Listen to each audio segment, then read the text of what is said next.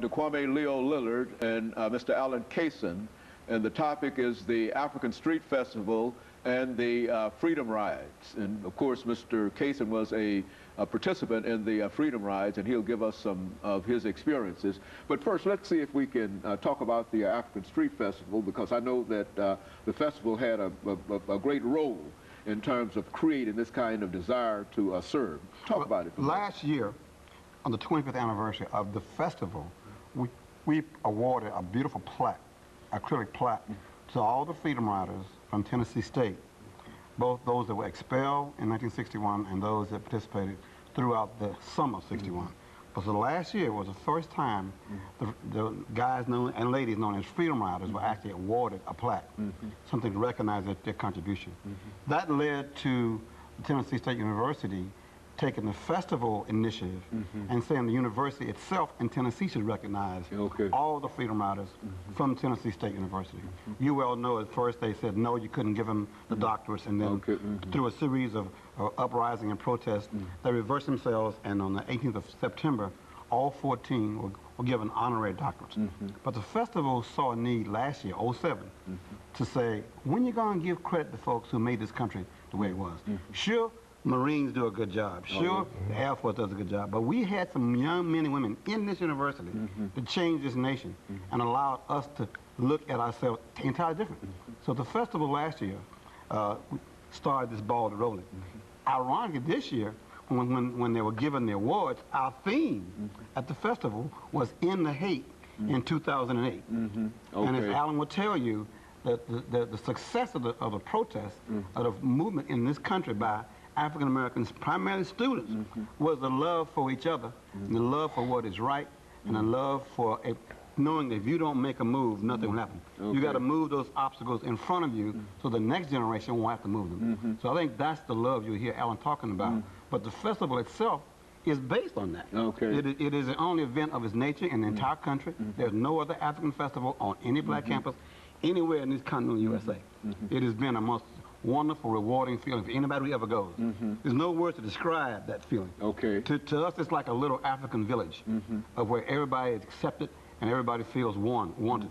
It's something about a street festival that doesn't allow you to have any elite, superior feelings.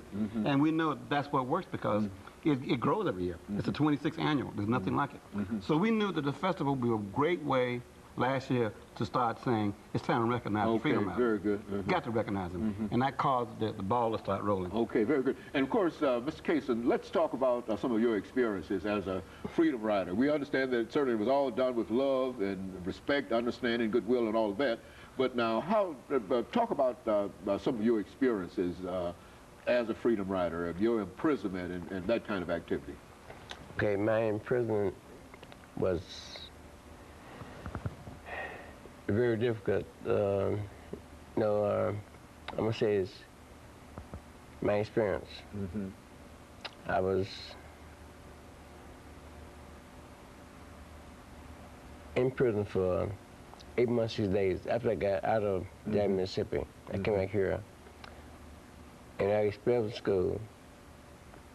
And I said, well, I'm not gonna be honorary, because I love.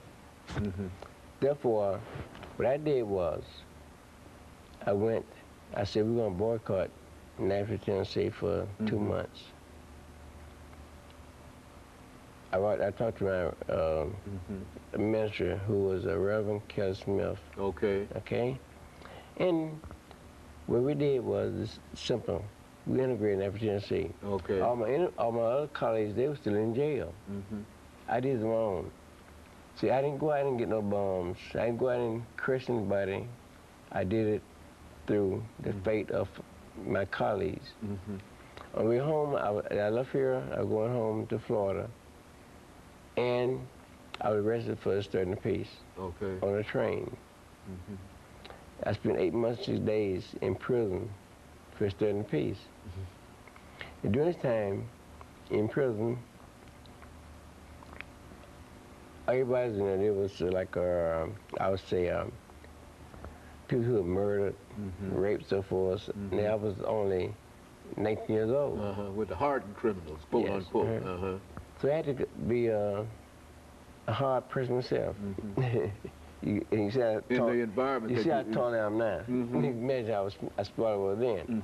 But nevertheless, I had faith in myself, and I had to control things and do what my knowledge I had. And sure enough, I was put in solitary confinement for 30 days. Solitary confinement for 30 days? 32 days. I would get up a biscuit in the morning time and a piece of cornbread at night. And I would give them 2 cups in the morning and 2 cups at night. And then they cut my water down to 1 cup in the morning, 1 cup at night. See, my education and everything, see, I wasn't done. So therefore, what I did was, I knew I needed water. So I drank water back at the tar stool. And I ate my little biscuit in the morning time. And then that afternoon, I got a bit of cornbread. But I drank, see, God taught me this, see, by going to church when I was young and everything, and all the, and my teachers in college, you know, in high school and everything, they taught me to be a respected young man. Not I'm locked in a box and nobody can see me. But yet still, I was a respected young man. I had to survive. So I drink water at the stool, the tank for a while. When I got so weak, I could not drink water out of the tank because I couldn't get up there. Climb up on the tank, the old flush truck. So therefore, I said, well, I could not urinate into the toilet stool, so I urinated on the floor. So I drink water out of the toilet stool. So I keep my body together. And the guy said, Alan, why you keep all these torches? You're not shitting. I'm gonna say it. I said, I need torches so I can keep the. What I was doing, taking torches was to keep the floor clean. Cause I was urinating on the floor. That thing pushing the corner. So I was sleeping. It's the room on the floor, no underclothes on, no clothes or nothing. But I survived. Okay. And that, okay, very good. And of course, let me take this second commercial break, after which we'll be back with our audience.